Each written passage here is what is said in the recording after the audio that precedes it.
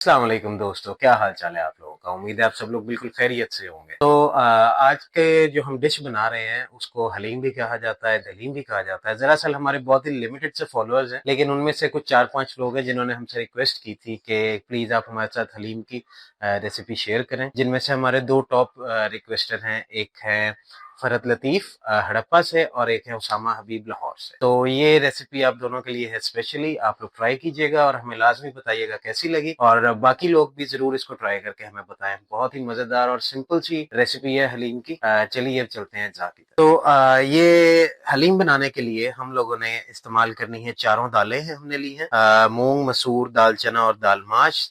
ये सारी जो हैं वो 150 ग्राम्स हैं। और उसके अलावा हमने लेना है मकई, ये भी 150 ग्राम है। 150 ग्राम हमारे पास चावल है।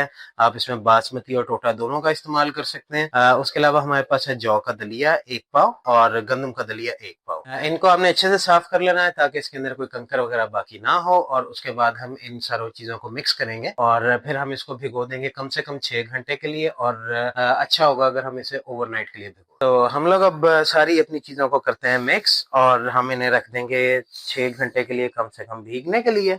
और फिर आपको दिखाते हैं कि उसके बाद इनके साथ क्या किया। तो दोस्तों, हम लोगों की दाल जो है वो भीगे हुए तकरीबन 6 घंटे पूरे हो गए हैं। आप देख सकते हैं कि हमारी जो दाल है वो फूल के डबल हो गई है, बल्कि डबल से भी थोड़ी बढ़ गई है। और अब मैंने उसमें से पानी निकाल लिया है और अब हम इसको डालेंगे अपने प्रेशर कुकर में। और उसके ऊपर हमें दाल को बॉईल करना है अच्छे से। हमें प्रेशर कुकर में पकाना है तकरीबन 20 मिनट के लिए, ताकि मकई, चावल, हर चीज जो हमारे दलिए हैं वो अच्छे तरीके से जो है वो गल जाएं और हमें बहुत ही नरम और सॉफ्ट सा जो है वो हलीम मिले। अच्छा, तो ये मैं डालता हूँ, लेकिन आपको मैं साथ साथ दिखाता चलूं कि ये बॉईल करने के लिए जब हम रखेंगे दाल वगैरह, तो हमें उसमें डालना है 1 टेबल स्पून नमक और हाफ टी स्पून के करीब हल्दी। ये हमें दाल को बॉईल करते हुए बस ये दो चीजें डालनी है, इसके अलावा हमें और कोई चीज इसमें ऐड नहीं करनी। तो हलीम की हमारी जो रेसिपी है ये दो पार्ट्स में है। पहले में हम सारी दालों को अलहदा से पकाएंगे और उसके बाद हमारा है हलीम के लिए कोरमा बनाना। तो दोस्तों, चलते हैं हम लोग अपना हलीम बनाने के दूसरे हिस्से की तरफ, जिसमें हमें तैयार करना है हलीम के लिए कोरमा। और उस कोरमे के लिए जो चीजें हमें दरकार हैं, आइए हम आपको दिखा। तो कोरमा बनाने के लिए हम लोगों ने जो है लिया है बोनलेस गोश्त बीफ का। 1 किलो गोश्त है, इसमें हड्डियां बिल्कुल ना होने के बराबर है। और उसके साथ ही हम लोगों को जरूरत है तकरीबन 1.5 कप कुकिंग ऑयल की, और हाफ के जी हमने ली है दही। और हम लोगों को चाहिए यहाँ पे 1.5 चम्मच के करीब अदरक, 1.5 चम्मच लहसुन, 1 चम्मच जो है हमें चॉप की हुई हरी मिर्च चाहिए, और थोड़ा सा हमें चाहिए ब्राउन प्याज। इसमें जो मसाले शामिल होंगे वो बिल्कुल ही सिंपल से हैं। 1 टेबल स्पून हमारे पास कुटी हुई लाल मिर्च है, और 1.5 टेबल स्पून हमने लिया है नमक। 1 टेबल स्पून हमारे पास दरड़ मिर्च है। 1 टेबल स्पून है हमारे पास पिसा हुआ धनिया, और 1 टी स्पून है हमारे पास हल्दी। तो चलिए अब हम शुरू करते हैं अपने कोरमे की तैयारी। कोरमा तैयार करना कोई मुश्किल चीज नहीं है। हमने जस्ट अपना कुकर ले लिया है, आप हांडी में भी बना सकते हैं, बस उसमें टाइम बहुत ज्यादा लगेगा। तो हम इस कुकर के अंदर डाल देंगे हमारा जो 1.5 कप के करीब हमने ऑयल लिया था वो, और इसी पॉइंट पे हम लोग इसमें शामिल कर देंगे अपनी दही। और दही के बाद हम इसी पॉइंट पे शामिल कर देंगे अपने बाकी के मसाला जात। ये आप देख सकते हैं। तो अपने मसाले ऐड करने के बाद इसी पॉइंट के ऊपर हम लोग इसमें हमारा अदरक और लहसुन और हरी मिर्चें जो हैं वो भी ऐड कर देंगे। अभी हमने इसको चूल्हे पे नहीं रखा, मैं आपको बहुत ही सिंपल सी रेसिपी बता रहा हूँ जिसके अंदर आपको ज्यादा मेहनत करने की जरूरत नहीं होगी, और ये बनेगी भी बहुत अच्छी। तो सारा कुछ हम लोग इसमें इसी पॉइंट पर मिक्स कर देंगे, सिवाय अपने ब्राउन प्याज के और अपने जो हमारा गोश्त है उसके। पहले हम अच्छे से अपना जो गोश्त है उसको भूनेंगे, अपना जो मसाला है उसको तैयार करेंगे, और बाद में हम उसमें अच्छे से अपना गोश्त डालकर उसकी भुनाई करें। तो मेरे पास यखनी जो है वो पहले से मौजूद थी, इसलिए मैंने अपने गोश्त की यखनी नहीं बनाई। लेकिन अगर आपके पास यखनी मौजूद ना हो तो आप इस गोश्त की पहले यखनी बना सकते हैं। आप कोई नलियां, हड्डियां भी यूज कर सकते हैं अपने गोश्त के साथ यखनी बनाने के लिए, और उसके बाद आप गोश्त को इसमें पका सकते हैं।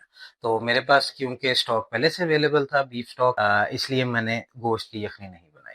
तो चलिए अब हमने अपना मसाले सारे मिक्स कर दिए हैं, तो चलते हैं हम इसकी कुकिंग की तरफ। तो दोस्तों आप लोग देख सकते हैं कि हमारा मसाला जो है वो तैयार हो रहा है। दही ने पानी छोड़ दिया है, दानेदार शक्ल इख्तियार करनी शुरू कर दी है। तो इस पॉइंट पर अब हम इसमें अपना गोश्त ऐड करेंगे। गोश्त के मैंने ज़्यादा छोटे पीसेस नहीं किए हैं, बड़े-बड़े पीसेस हैं, बाद में हमें रेशा करने में बहुत आसानी हो। तो दोस्तों हम लोगों को तकरीबन 15 मिनट हो गए हैं भुनाई करते हुए अपने गोश्त की मसाले के साथ। गोश्त ने अपना कलर बदल लिया है, पानी छोड़ दिया है। तो अब इस पॉइंट पे हम इसमें डालेंगे पानी और हम इसको कम से कम भी 40 मिनट के लिए लगा देंगे प्रेशर कुकर में, ताकि अच्छी तरह से गल जाए और नरम रेशा हम इसका कर सके।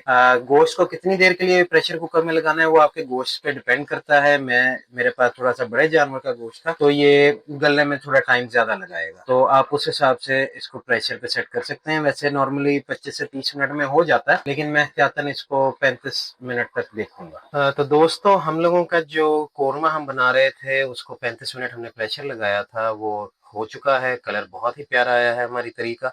और अब इस पॉइंट पे हम लोग अपना जो गोश्त है वो निकाल के अलहदा कर लेंगे, ताकि हम आसानी से उसके रेशे कर सकें। और गोश्त भी बहुत ही गला हुआ लग रहा है। दिखाते हैं आपको हम बाद में भी कि किस पॉइंट तक हमने इसको गला लिया है। और पहले मैं गोश्त और हमारा जो बाकी ग्रेवी है उसको अलहदा कर। तो दोस्तों हम लोगों ने गोश्त निकाल लिया है और इस पॉइंट पे हम लोगों का जो ब्राउन प्याज था वो हम इसमें ऐड कर देंगे। तकरीबन हाफ कप के करीब हमने प्याज लिया था, वो प्याज हम इसमें ऐड करके अच्छे से इसको प्याज के साथ पकाएंगे।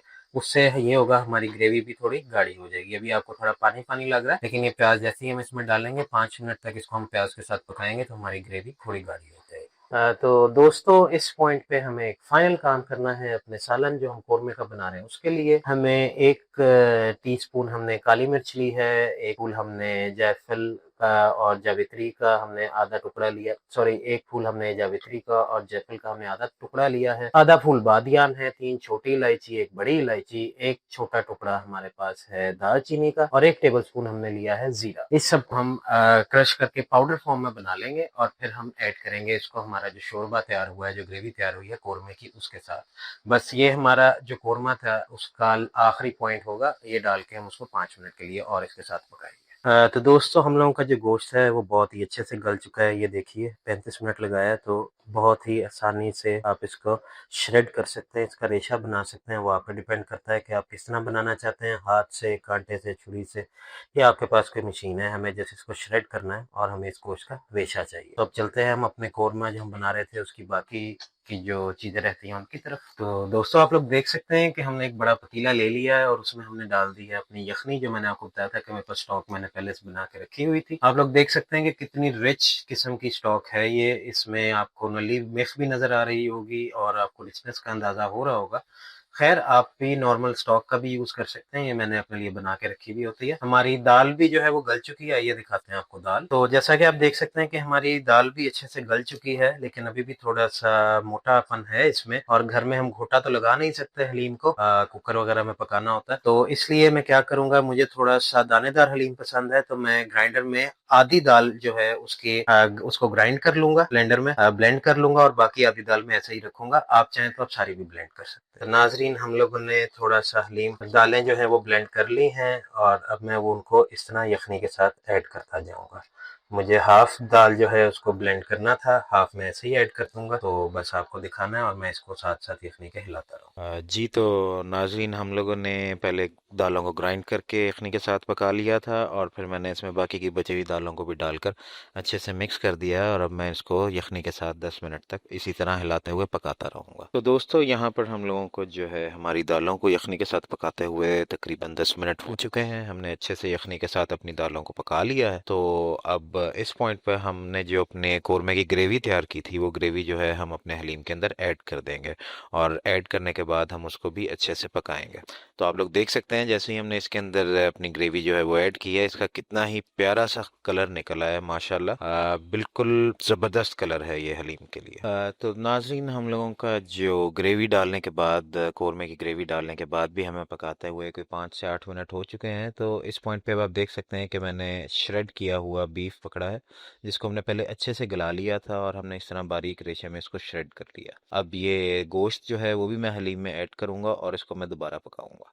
तो बेसिकली हलीम को आप जितना ज़्यादा पका सकें अच्छे तरीके से वो उतना ही ज़्यादा मज़ेदार बनता है, इसलिए मैं हर चीज़ ऐड करने के बाद उसको पका रहा हूँ ताकि हर चीज़ के अंदर बहुत ही ज़बरदस्त सा जो फ्लेवर है वो ऐड होता रहे। तो दोस्तों इस पॉइंट पे हमारा हलीम मुकम्मल तौर पे तैयार है। आप लोग अच्छे से देख सकते हैं कि कैसे रेशा हमारे पूरे हलीम के साथ मिक्स हो चुका है। बहुत ही ज़बरदस्त सा जो है वो इसकी रंगत और शेप आ चुकी है और अब हमें बस इसको तब तक पकाना है जब तक हमारी डिज़ायर्ड थिकनेस नहीं आ जाती।